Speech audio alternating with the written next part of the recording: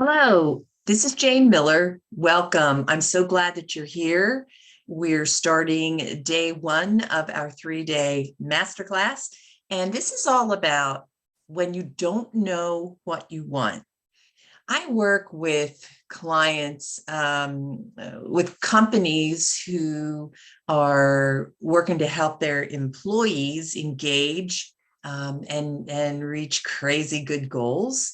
And I work with individuals who are kind of trying to, as I say, find their encore. But in both cases, I find that when you don't know what you want, it's really hard to start that whole process and stay with it. It's as if you have to kind of bull your way through it, and that never works. So I know when clients tell me that they don't really know what they want, I don't believe them. I think they do know what they want, and I think you know what you want. But I think sometimes we discount um, our wants and dreams because we either feel that we can't ever have them or that we don't deserve them. Well, the deserving part, we are God's perfect creations. He wants us to aspire to what's in our hearts and share with the world in service. And it doesn't have to be a great big thing. It's everyone has their part. So in finding out what you really want, and you can have it if you can tell me what it is. I want to start with a discussion about goals. So just a housekeeping rule or two as we go through for the next 30 minutes here. In the chat, I have listed where the workbook is. If you have not yet gotten to download the workbook, here it is. So I'll leave that there in the chat. And if you do have questions as we go along, just put them in the chat and we'll get to them at some point at the end. So here we go with the discussion on goals, and I'm going to work this through, let me just make the screen a little bigger here. See if I can do some annotations here. Okay. So let's talk about goals. And the reason we work so hard on goals is it keeps us in focus. And really, it can help us to see what we really want. So first of all, a goal moves you, okay? It moves you into action. So you've got to have a goal that really moves you. And then let me get my pen working here. Oh, that's fun. Yeah. There it is. So a goal moves you. And goals, your goals, know this, they are already here and done. They're here and done. They're already here. Because what we learn to do in the formula that I teach is we work from the goal, not from our current results, but more on that later. And so important, a goal is not to have or to get, but a goal is to grow into the person who already lives the goal.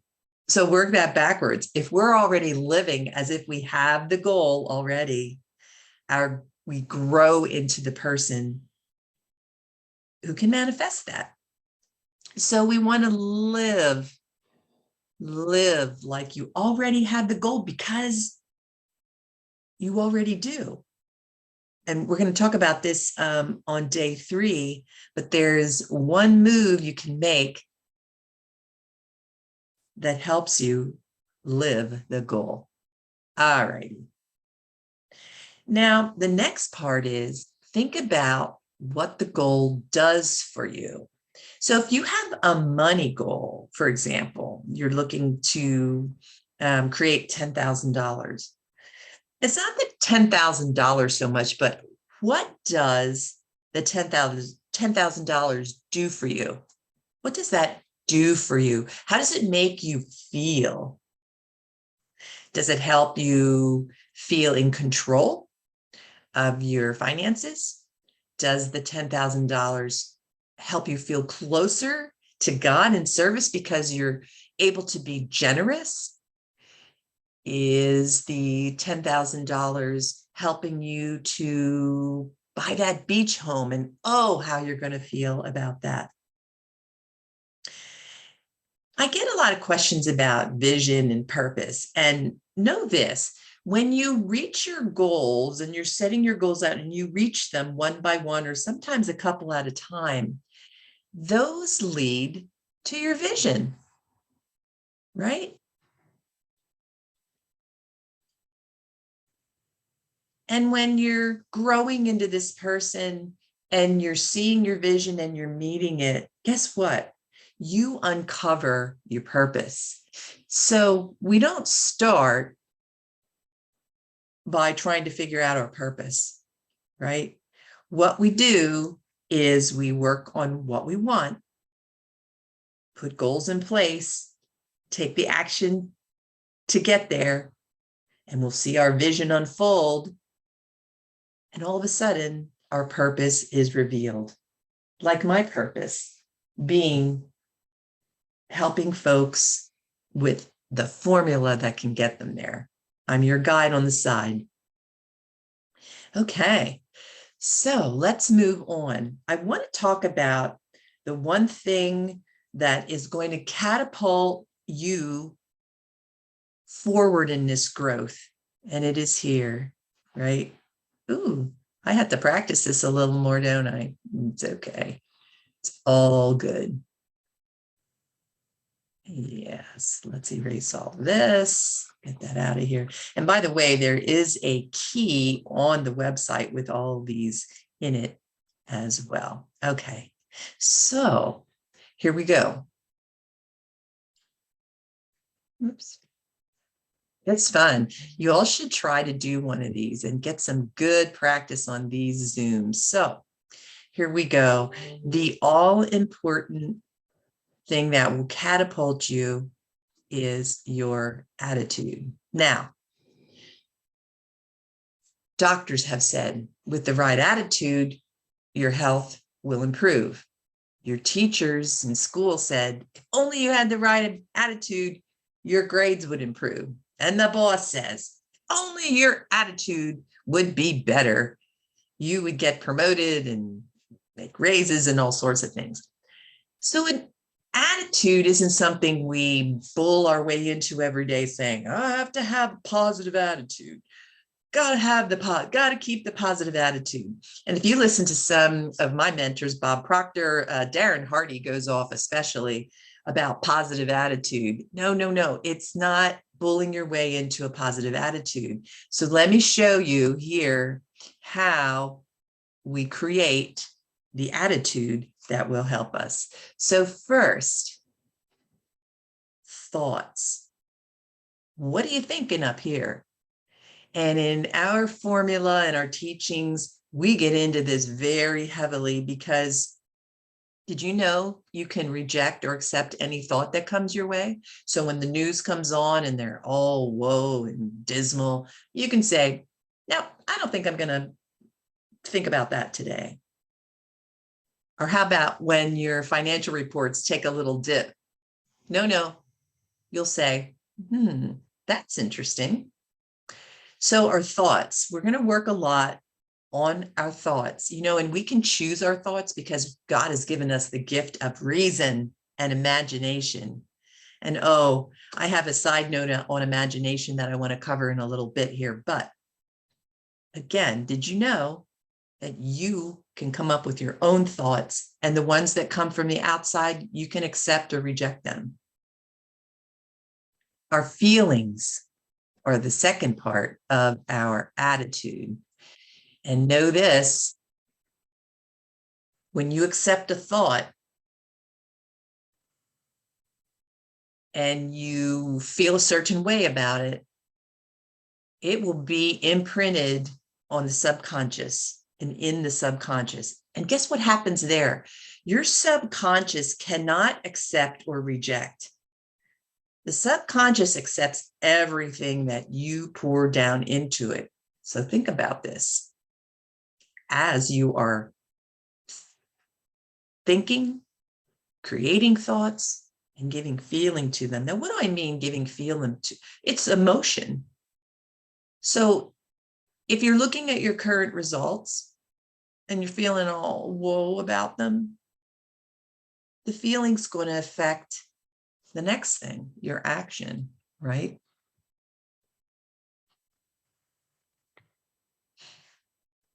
And some will call it mood.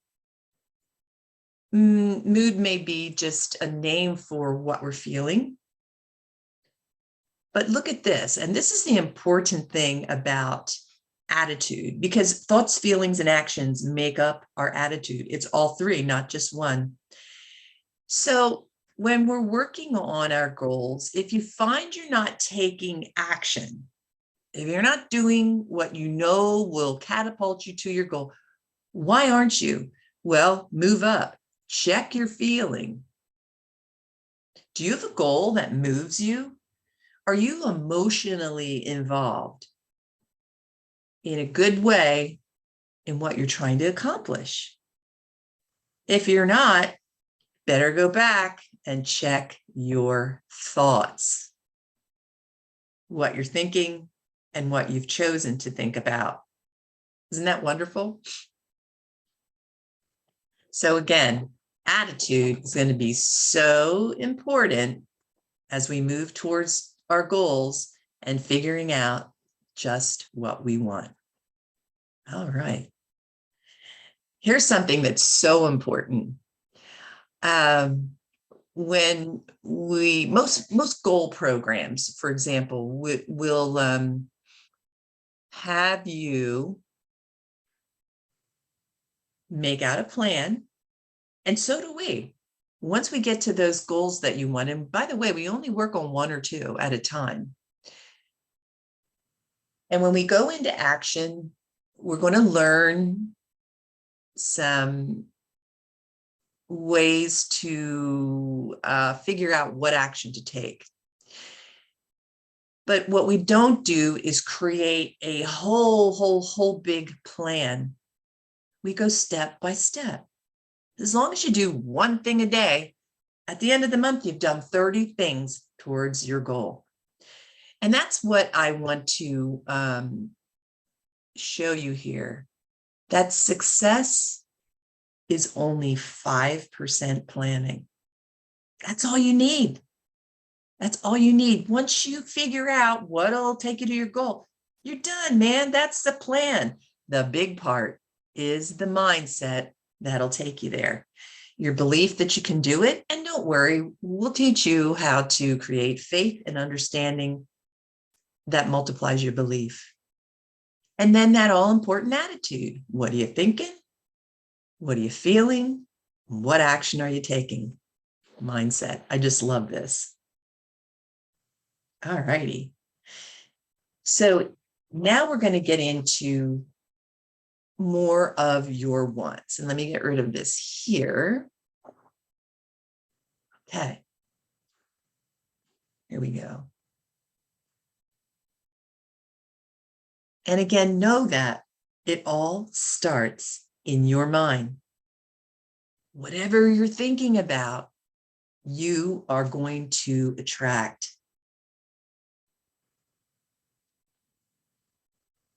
So are you still stuck?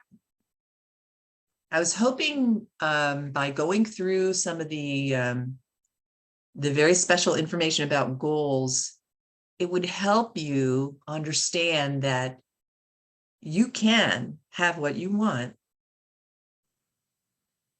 as long as you can put a name to it, get that goal, put the feeling to it, and the action. So if you're still stuck, try this little worksheet here. And if you didn't get a chance to download the workbook, just put it on a sheet of paper down the middle, put a column. On the one side, I think you know what you don't want, right? So maybe you're tired of worrying about bills, right? So that's what you would write over on this side, right? I don't want to be worried about my bills. Well, flip it. This is the law of polars, the law of opposites. Everything has an opposite, right? In, out, cold, hot. So instead of being worried about bills, for example, what you may want is, I want to pay all my bills in advance. Maybe you don't want this extra weight that you're carrying around, but instead you want to live in a disease-free, healthy, strong body. And again, don't stop writing what you want. You ought to have a list of about 100. We work on that in our formula and in our training. I did this. Oh, I wish I would have started so much sooner. Back in the 80s, I started a list such as this. And I didn't really have a formula like I'm teaching now to keep me on track to get it. So, 10, 20 years later, I finally figured out how to go about all of this. I'll have to show you in training sometime my list that I wrote back then. I have mostly everything on that list now. I just wish I would have started so much earlier. I wish I would have found this formula so much earlier. You're going to love it. So I really hope you stay with us here. And then once you get down what you don't want, and instead what you do want, then I want you to write a little bit on how you want to live. In our formula and our training, we talk about writing your movie and being the starring role in your movie. Write it out. How do you want to live? And you cannot stop by saying, well, I don't know how I'm going to do that. No, that's what we're going to work on throughout this formula and throughout the training. So your task is to figure out what you want and how you want to live. And then we shape goals around that. And remember, 1 or 2 at a time. I want to take just a moment. I think we have a little time when you're looking at what you want. I want to talk to you about one of the most wonderful facilities and faculties we have in our mind called imagination. Hey, if I have little grandkids, and you don't have to teach a little one how to imagine things and how to play with their imagination. But as we get older, we lose that. So let me read a little bit about imagination from one of my mentors, Sandy Gallagher, who actually wrote the formula that we teach. So your imagination is one of the most powerful tools you have. If you use it effectively, you can create almost anything that you really want. To figure out what that is, though, you got to listen to your heart and block out the how. Because if you don't shut out the how in the early part of the process, it stops you from consciously and deliberately focusing on what you truly want. So we don't want to do that. We don't want to worry about the how right now. Because remember, we need the feeling part. When you focus on what you want instead of your current conditions, you put yourself on a different frequency. You put yourself on a different vibration. Hey, when you're, using this thing here, that's all that is. You put in someone's number that you want to connect with, and you get on their frequency, and bam, You're talking to them. It's amazing. And so is imagination. When you put yourself on that frequency, you can't imagine all the resources that come your way. Ideas come your way, and people come your way to help you along with your goal. So practice using your imagination when you're working on this little assignment here. See your life how you want it to be and do it every day. I have a recording. When I wrote out, and I write mine out just about every day, I make a recording of it and I listen to it when I'm walking or whatever. Keep it front and center. Soon that becomes a habit that leads you from one success to the other all the days of your life. And what's beautiful about the formula that we're using, and if you follow it exactly, you meet your goal and then you just start over again and use the same formula. And soon that becomes a habit and you don't have to work hard on it anymore. There's so much greatness.